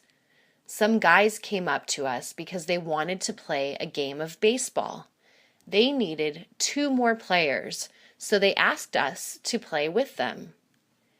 James asked me if I wanted to play, and I said yes. The guy's name was Christian, and he introduced us to all the guys. James introduced me and gave the guy our names. I asked Christian if I could play catcher. I always liked playing catcher at school. He said that I could, and James got first base. During the game, James got a home run, and I was excited for him. I got on the base twice, but I got out all the time. I was sad, but James told me not to worry and that it happens. After the game, Christian and the guys told James if he wanted to go grab a drink with them. I thought James was going to go because he likes to drink, but he told them that he was going to take me out to eat. We thanked them for the game, and Christian asked James for his phone number, just in case they ever needed more players for a game. James gave it to him, and then we went to go eat at Jim's Burgers. I asked James why he didn't go to drink with the guys. He told me that he knew his responsibilities. I didn't know what he meant, but I was glad he didn't go. Now we could eat burgers and fries. George had always been a funny guy. I met him at the movie theater. I went to see the new Spider-Man movie, and he was there dressed up like Spider-Man. He was acting like Spider-Man, and everyone was clapping for him and asking him for pictures. My girlfriend wanted to go take her picture with him, and I said okay. When I went up to him, I asked him if it was okay to take a picture of him and my girlfriend. He said yes. I took the picture and started talking to him. He told me that his friends hadn't showed up yet and that he didn't want to sit alone. My girlfriend and I decided to sit with him. After we saw the movie, I asked him if he wanted to go grab a bite to eat. He accepted my invitation. He had me and my girlfriend laughing the whole drive to the restaurant. We talked a lot on the phone. We were big fans of Nintendo games. I invited him over to my house so we could play. George never had a bad thing to say about anyone. He told me once that there is good in everyone. Some are just afraid to show it. George had invited me to his house one day to play old Nintendo games, but when I showed up to his house, no one was there. I looked around and called him on his cell phone, but no one answered. I decided to leave and come back in an hour. When I got back to George's house, I saw that someone was inside. I knocked on the door, and an older woman came out. It was George's aunt. I asked her if George was home. She looked at me with sad eyes and said that George was in the hospital. I finally understood why George was the way he was. George had cancer, and the doctors told him that he could go at any time. That's why George was always looking for the humor in life, because his real life was filled with sadness. Johnny has always loved taking long walks. He lived close to Griffith Park in Los Angeles. The park is very beautiful. It has trees and winding roads leading up to the hills where he could get lost for hours. Whenever he hiked up there, he always felt at peace with the world and with himself. It was his personal safe zone. One day, Johnny was hiking up a trail that he had not tried before, and soon he was lost. Griffith Park is very large, and people have been lost up there in the past, but he knew he would find a way back. After about an hour of walking around in circles, Johnny heard something move in the bushes. It scared him for a second, but he just kept walking. It was starting to get dark, and he began thinking that he might have to spend the night in a cave or under a rock or something. That was when he heard more noise coming from the trail. It was very loud. "Hey," Johnny shouted, "what's out there? Stay away." He was sure it was a coyote or maybe a mountain lion. He started looking for something to fight back with in case of an attack. Johnny was in a full panic and started shaking uncontrollably as the noise got closer and closer. Just as he thought that an animal was going to jump out of the bushes, he saw the most beautiful girl he had ever seen in his life. She was tall and blonde and had long, straight hair, and the first thing she said was, "Are you okay?" It turned out her name was Sheila, and she was a park ranger. She told Johnny that she had seen him walk up the trail earlier, but did not see him come back down, so she decided to come up to see if everything was okay. Johnny had never been so embarrassed in his life, but that was okay. The couple ended up getting married a little more than a year after that. She saved Johnny's life that day in more ways than one. I had the most wonderful childhood. I grew up in San Diego, where it rains about 2 days a year, and it's always sunny and bright. I could ride my bike just about any day of the year and had lots of friends. My best friend was George Kenny. George lived just a few houses down the block from me, and we were the same age. Actually, I was about 28 days older than him, a fact that I always threw in his face. "You must respect your elders," I would sometimes tell him. That usually got a nasty response from him. Anyway, George came up to me one day and said, "Hey, Richard, why don't we form a bicycle club?" I thought about it for a while, and then he said we could give ourselves a cool name and get hats and stickers and have lots of fun. What do you say? I immediately fell in love with the idea. You bet, Georgie Porgy. I used to call him that all the time, even though I knew he hated it. Well, before we knew it, we got a couple of other guys together and came up with the best name for a club ever. We were the White Skulls. Why we chose that name, I'll never know, but all the kids seemed to like it, so I was okay with it too.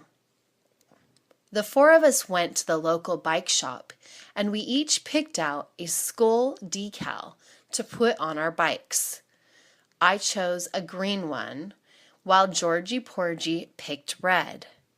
He shouted, "I am the Red Skull. I am the king of the club.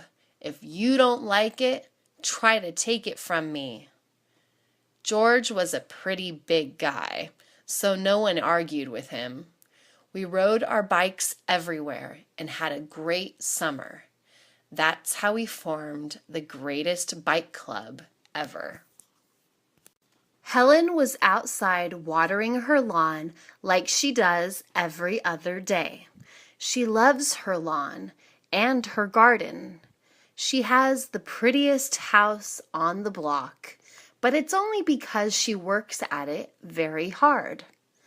Helen is in her mid-40s, but you wouldn't know it by looking at her.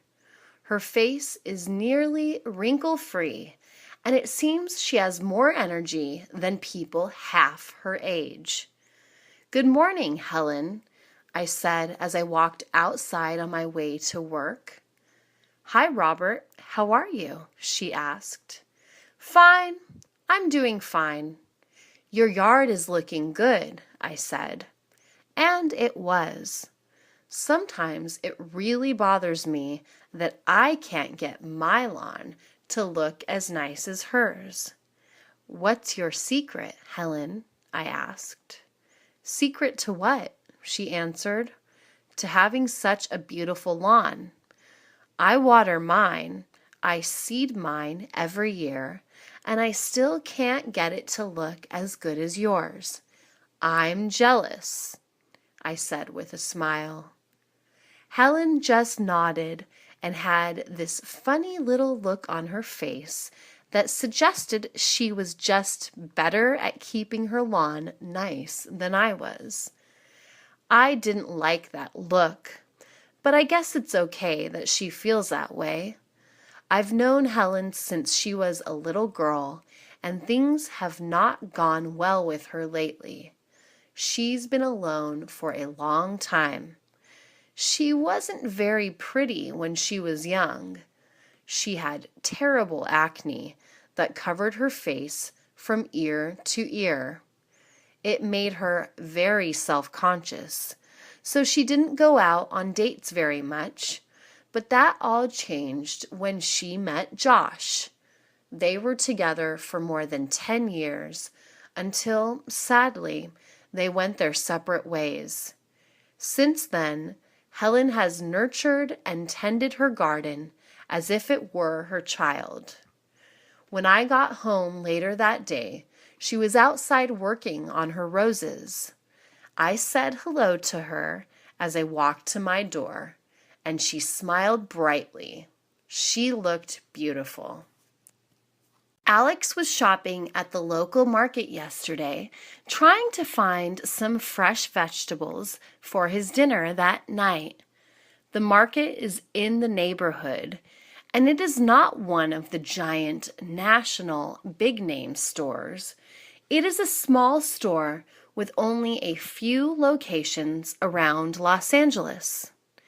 Alex likes these types of markets so much better than the superstores because there are real people running them. Alex knows the guy that runs the fruits and vegetables section at the market. His name is Diego, who was born in Tijuana, Mexico, about 120 miles from Los Angeles. Diego always lets Alex know what is a good buy at the market. "Hola, Diego," Alex said in Spanish. "Hey, Alex, how are you?" he answered in English. This happens every time Alex talks to Diego. Alex speaks to him in Spanish, and Diego answers in English. Spanish is spoken a lot around LA. The city has the largest population of Mexicans anywhere in the world, except Mexico City. Alex likes to show Diego how much Spanish he knows, and Diego also wanted Alex to know how much English he knows. It's so funny to hear a conversation like this. They sometimes get strange looks from people. Today, Diego got some beautiful oranges. They were big and plump and were at the right price, too. These are great, Alex. You will like them very much, said Diego. Alex responded with, Muy bueno, Diego, which means very good, Diego.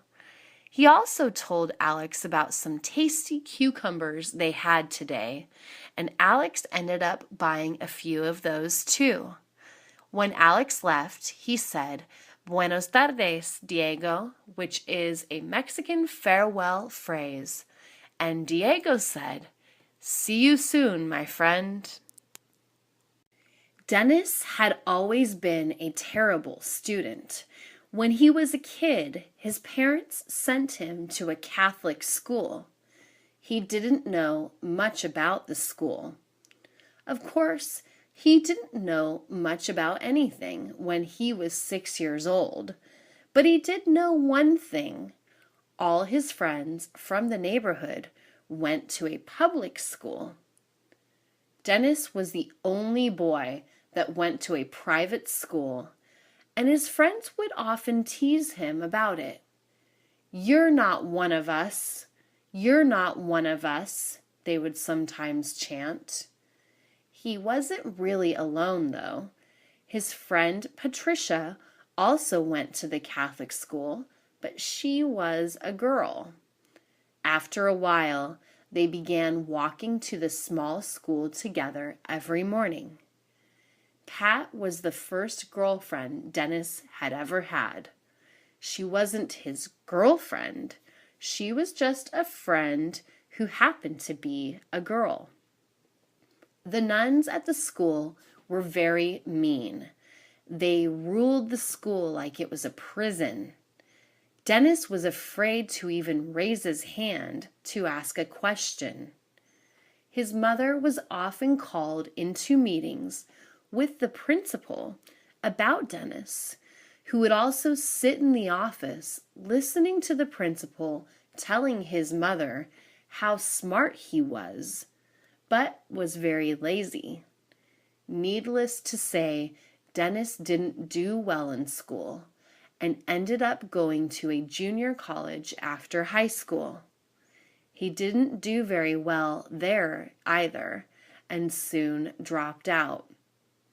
That all changed after Dennis grew up and started working.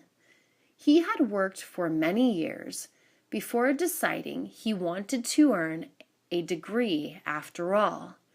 Dennis went back to school at the age of 30 and soon was a college graduate with a degree. It turned out Dennis wasn't as lazy as those nuns thought he was. When Mario was 19 years old, he bought his first car. It was a brand new 1985 Toyota Corolla. He was on top of the world. It was beautiful and was really fast and fun to drive. Living in Southern California without a car is not a good idea.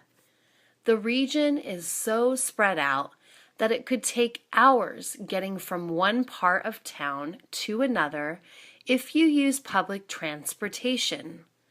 You are not anyone in Los Angeles if you don't have a car, or at least that is what some people say. Before that, Mario had never owned or bought a car in his life. His father warned him about the salespeople. "Don't ever pay the asking price, son," he said. Mario looked at him with disbelief. "What do you take me for, Dad? I am not an idiot. I know not to pay the first offer," he screamed back. His dad offered to go with him to the car dealer, but Mario wanted to go alone. It was his money and his car, and he was determined to do this alone. When Mario got to the car dealer, a nice man came up to him and asked if he wanted to take the car he was looking at for a test drive. Mario said, "Yes, of course." So they went for a drive. Mario fell in love with the car, and the salesman knew immediately that he was going to make some money. It turns out that you should never let a salesman know you're interested in anything you want to purchase. Mario didn't know how to negotiate and wound up paying too much for the car. He really didn't care, though. He owned his first car. When he told his dad what he paid for it, he thought his dad was going to be mad. But he just said, "That's okay, son. That same dealer ripped me off when I bought my first car, too." Phil grew up in a very poor family in a very poor town. It was pretty bad. Sometimes Phil and his sisters didn't have enough to eat and went to bed hungry. That was okay with Phil, though, because that was his life, and he thought it was just the way everybody in the world lived.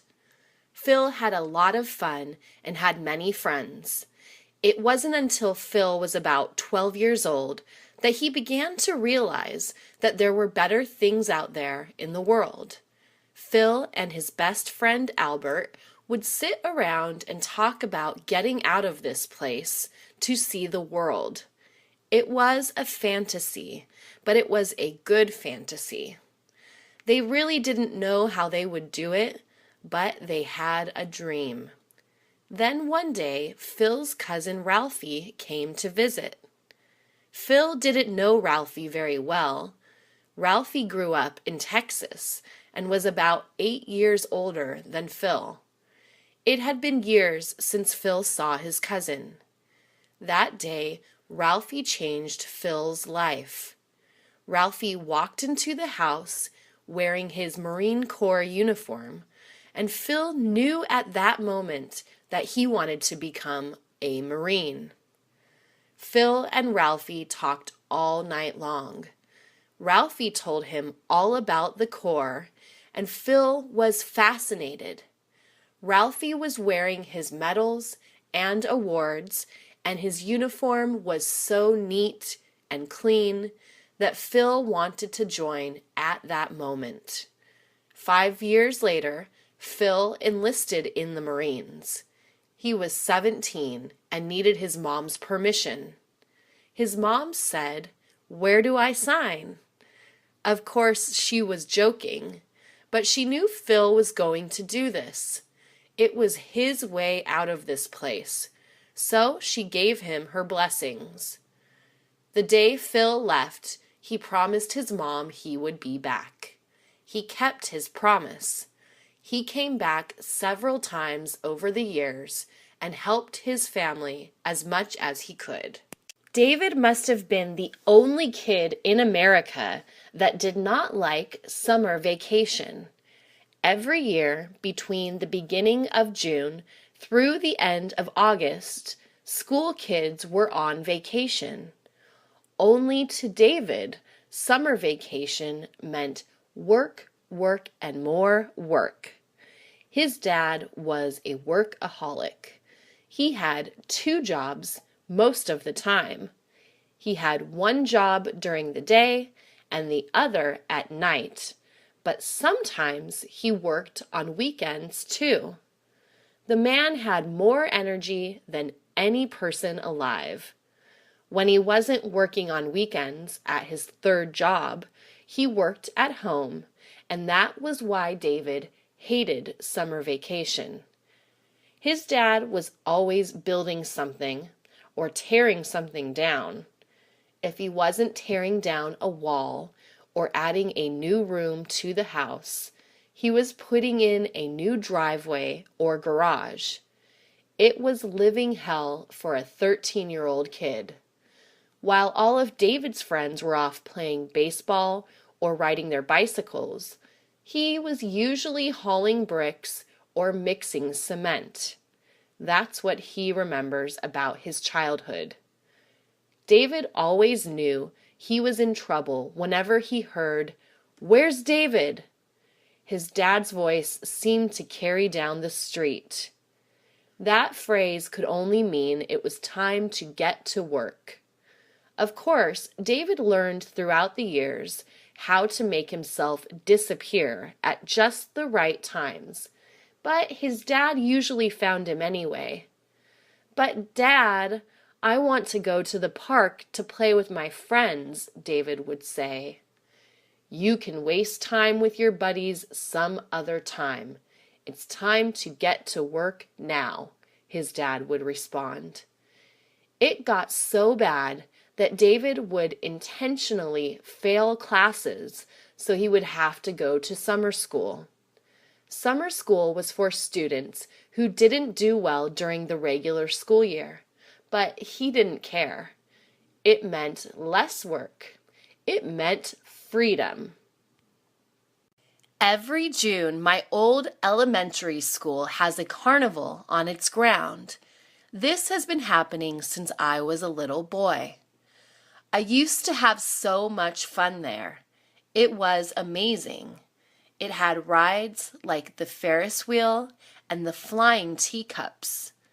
The Ferris wheel was this huge wheel that carried two people in a giant circle above the rest of the carnival. I remember the first time I got on it when I was 7 years old. I had been begging my mom for months to let me ride it. "Please, Mom, please. I'm big enough now," I would scream. However, she kept saying, "You're too young, Billy. Maybe one day." Of course, 7-year-old kids have short memories. I kept asking over and over again until she finally said okay, but she said she was going with me. "I'm a big boy, Mom. I can go alone," I said. She would not agree. "We're going together or not at all," she said. And of course, I said, okay. When the big day came, I was so excited. I almost had an accident while waiting in line. The guy who was seating people kept saying, "Next," as more and more people got on, and the line kept shrinking. His shouts of "next" kept getting louder and louder, and I knew my time was coming up. When we finally reached the end of the line, it felt like I waited a month. We got on and put on our seatbelts. I was excited and afraid at the same time. Then it started. I went so high up in the air that I got dizzy. My stomach began to turn, and I felt like throwing up. It was just too fast and too high for me. I didn't get sick, but I was sure glad I was on the ground again when I told my mom, "Please don't send me up there again, Mom." Going to an all-boy high school was no fun. Joe's parents thought it would be a good idea to send him there instead of a public school because he would get distracted by girls, as his mom would say. Once, during his 3rd year, Joe begged his mom to let him go to public school. "I just want to be normal," he would tell her. "I want to meet girls. I don't want to be weird." But his words always fell on deaf ears. Mom always said that Joe had plenty of time to go on dates after high school and that he needed to concentrate on his schoolwork. This usually made him very sad, but like a good kid, Joe just nodded his head and went on with his studies. That all changed one day when Joe met Carmen, who lived just 2 blocks away from him. One day he ran into her at the market by chance. They had gone to kindergarten together. They were also of the same age.